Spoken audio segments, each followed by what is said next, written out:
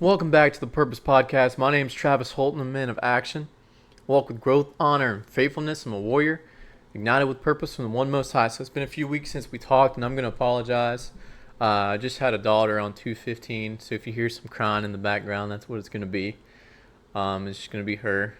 Um, but I got something I wanted to talk to you guys about, and I don't have any notes, don't have anything written on the board. But what I wanted to talk to you guys about is everything that I've been learning over the past few weeks, and I just wanted to share it with everybody because I feel like this is a big thing going on in the world where a lot of people have a big calling and a big purpose for their life, but not a lot of people are stepping into that. Not a lot of people are living in their calling and in their faithfulness, and I want to see that change, and I want to really help people step into that. That's what we're going to be talking about today is being called and living a life of purpose. And I just want to pray before we get into it.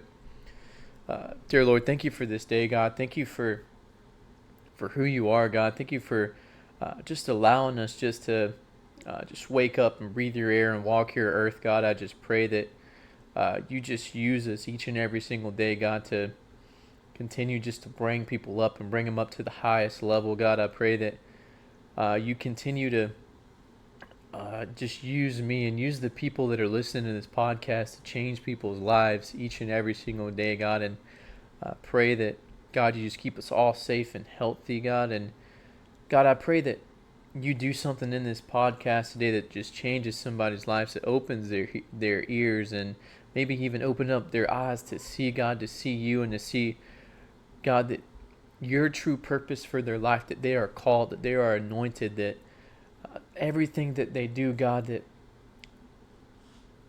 they have a higher purpose here on earth, and their highest purpose is going to be from you, God. And I just want to say thank you for everything you do each and every single day. In Jesus' name I pray, amen.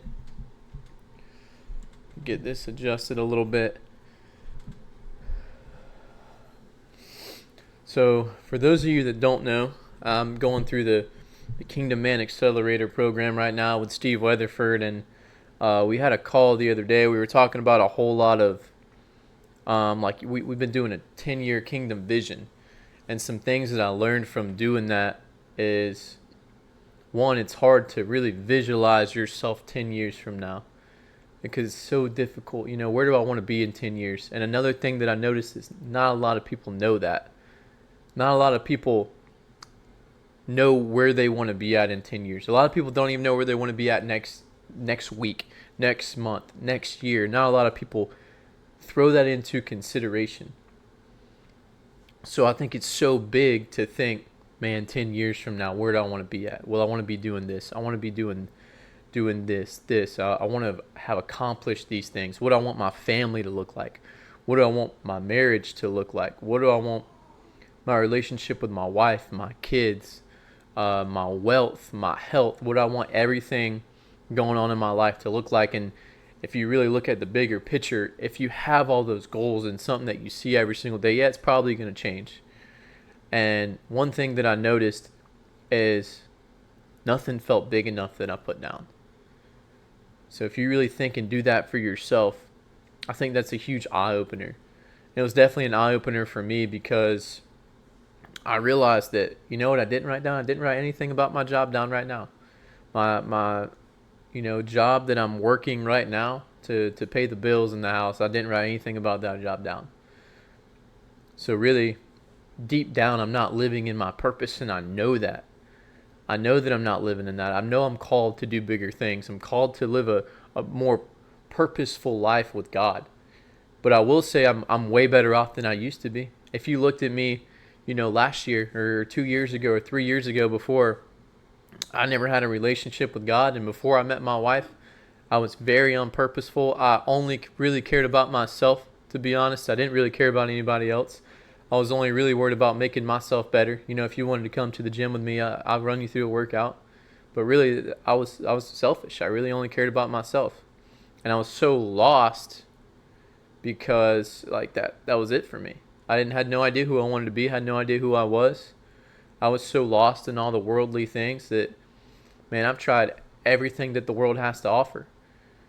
And I was still so unfulfilled in life because I had just this God-sized hole in my heart. And once I found God, I think that's when everything It didn't change instantly. It still took some work because I was started off with a religion with God and I never had a relationship with God. And I think since I've really had a relationship with God, the things that I've seen change has changed so drastically and so fast. I think God has really opened up my eyes to see and really start restructuring and repurposing my life behind not my vision for my life, but His vision for my life.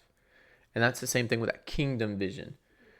Because, man, I remember I was talking one of the guys on the call. Who's running the call this day. His name's Frank Ortega, and something that he said really spoke to me because I've been wanting to start up a business, but it was more so to start up a business to feed into another business. Because what I really want to do is teach people like kingdom, family, health, and wealth, and coach people on those different things. But I felt like I was really lacking in that wealth category. Like, yeah, like, I can teach about kingdom. I can teach about God.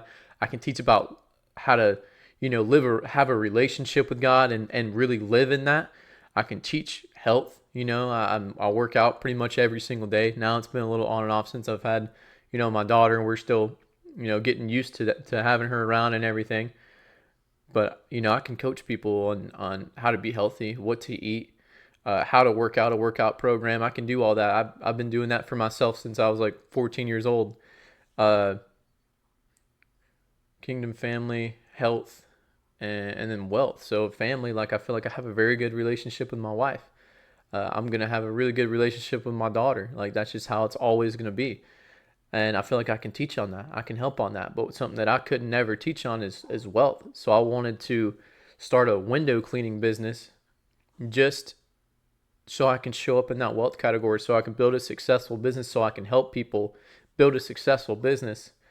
And I asked Frank on the call because he was really just answering questions. And I asked him, man, like, how do you know when your own selfish ambition is getting in the way of like your kingdom vision or your purpose for life?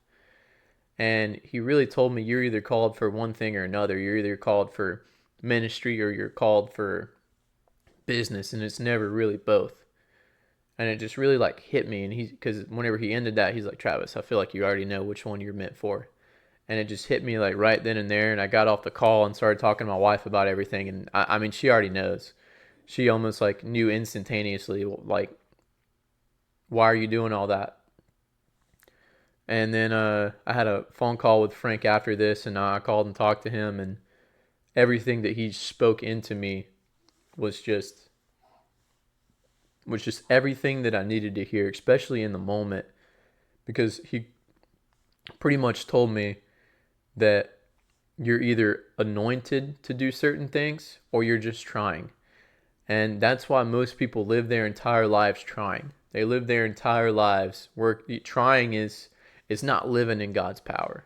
Anointed is living in God's power, is living on purpose, is living on mission, is having a relationship with God. That's what anointed is. And you're anointed in certain things. Everybody is anointed in certain things, but a lot of people are only trying. A lot of people work a 9-to-5 job their entire life. A lot of people never really unlock their true God-given purpose because they're so comfortable, but I will say this, most men will go their entire lives, whether they will admit it or not, they're unfulfilled in their life.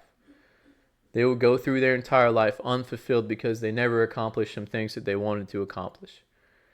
They never seen some things that they wanted to see. They never got to do things that they wanted to do, and that's because their entire life they were just trying. They were, you hear her in the background, I think. But that's how a lot of people are living our lives. A lot of people are living lives just trying and just drifting and just going through life like one step after another, just doing that. They're never getting any better. They're never leveling up. They're never having a relationship with God. They're just going through life, basically like following in line with someone else, with the person in front of them, because they feel like that's what they're meant to do and that's what they're supposed to do because they're comfortable. They got to provide for their family. And what I really wanted to tell you guys today is I want you to think of what's the worst that could happen. Because a lot of people have dreams and they have desires and they have a bigger purpose in life And something I want to talk about is what's the worst that could happen, because a lot of people have this fear, and because that's what, honestly, I think that's what stops most people from being great and doing great things is fear. Whether it's a fear of man, a fear of failure, a fear of man is like fearing what someone else is going to say about him and think about him. Like, who cares? A fear of failure, a fear of not going to the next level, a fear of whatever it is. A lot of people fear something in this world, and that's, I think, what holds them back the most. It's either fear or they lack knowledge. And what I wanted to talk about is what's the worst that could happen, because I was really sitting down thinking about this today while I was just working out. And what I was thinking about is, I'm like, okay, well, worst that could happen is that I go and I try to do what I want to do, and okay, it fails. So I'm still trying. So what if I quit my job? Well, okay, I could probably find a better one that pays more. Okay, well, if worst comes to worst, I can't provide for my family, so we'll have to move in with my mom and dad. Like, think about it from, if I was trying to do this 4 years ago, whenever, I was like fresh out of high school or just starting college, I'm like, worst comes to worst, I'm basically still in the same spot. I just gain more knowledge. And if anything, guess what? I have a story to talk about how I failed. I have a story to bring to my business classes about, hey, I tried to start this business. This is where I failed. This is what happened. Now I can go try to learn why I failed, and I can go fix those things. That way I can be successful again. And a lot of people, the fear gets in the way of everything whenever there's really not much to really fear. Your fear is holding you back from being your true self out of really nothing. And you think it's this big, like, concept in your head that, man, I can't do it because of X, Y, and Z. Whenever really it's you just made it up in your own mind. And then it's one of the Bible verses that I wanted to bring up today. I don't remember word for word what it is, but I know word for word what it is, but I don't remember the verse. I'll definitely put it in the description. It says, the enemy comes to kill, steal, and destroy. It's a very famous Bible verse, but let me tell you something. The enemy doesn't need to destroy you if he can distract you. Let me say that again. The enemy does not need to destroy you if he can distract you with different things. With pleasures of pleasures of the flesh. That's why a lot of people get distracted in life. And I think the enemy even distracts us to the point where he starts even taking over our prayers, because we start praying over all the bad things that the enemy put in our lives, and that distracts us from living in the goodness of God. And he throws so many things your way. Whatever, a lot of people also have, what holds them back are their devices, whether it's drugs, it's alcohol, it's porn, it's, like I said, like fear of failure, whatever that device is that's holding you back. A lot of people give in to that. And a man who lacks purpose distracts himself with pleasures of the flesh. So that's like those devices that they're feeding into each and every single day. And that's something else that's holding you back. And something else that Frank said, and it just spoke so much life into me, is, I never really heard anybody say it like this, is because a lot of people want to step out of their 9 to 5 and go, start trying to run their own business or start trying to do something else, but they want clarity first.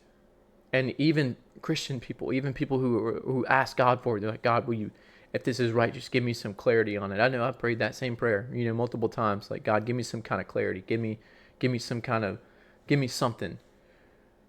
And he said, a calling is something that you hear. Meaning, first you have to start walking towards your calling, and then clarity is something that you only get after you start walking towards your calling, because whenever you do, God's going to start lighting up the way. And then once you start walking because of that calling that you hear, and you start walking in that direction without being able to see it first, sooner or later, God's going to give you clarity and light your path even more. Like, open that door that needs to be open. Or take you down the right side of the road that you need to be down. Take you down the right turn. And that was so powerful for me. And then he brought up the analogy of a rhino. And I had no idea. I didn't know anything about a rhino at the time. And I had to look it up to confirm. So a rhino is like basically blind. Has like the worst vision probably on the planet. It can really, other than something that's actually blind, it can only see about 7 yards in front of it. So if a rhino goes to attack something that's 20, 30 yards out, it has to trust its hearing because it can hear something that far. And then whenever it starts charging after it, it has to rely on its hearing to be accurate. And then sooner or later, it's going to come to know that, yeah, you know what, my hearing was right. I attacked the target and I hit it. And that's how you got to be with life. That's what faith is. Faith is starting to walking in something and knowing that because my God is so great and what he does and all the miracles, signs, and wonder that he does, ain't no way he's not going to provide for me. And I think that's what a lot of people lack in this world. They lack faith. They lack the knowledge. And it's Hosea 4:6 says the whole verse is a big long verse, but really the baseline to it is my people lack knowledge. And it's so true. And you could look at it through the entire Bible where whenever Jesus is walking on water, and nobody believed that it was him. And whoever it was that followed right behind him, I can't remember off the top of my head who it was, but whoever was following behind him fell in because he lacked knowledge. He lacked belief. He lacked faithfulness. And sometimes that's how we are with our walk with God. We get distracted by earthly things. We get distracted by our own minds sometimes. We get distracted by our own thoughts in our minds, and it distracts us from the goodness of God. We get distracted by the what if. We get distracted by, man, what if I fail? What if those people, if I do that, and fail, those people are going to be right because they said all these bad things about me and they already told me I was going to fail. Okay, well, so what? We just get so caught up in our mind about the what ifs that it affects how we live our lives.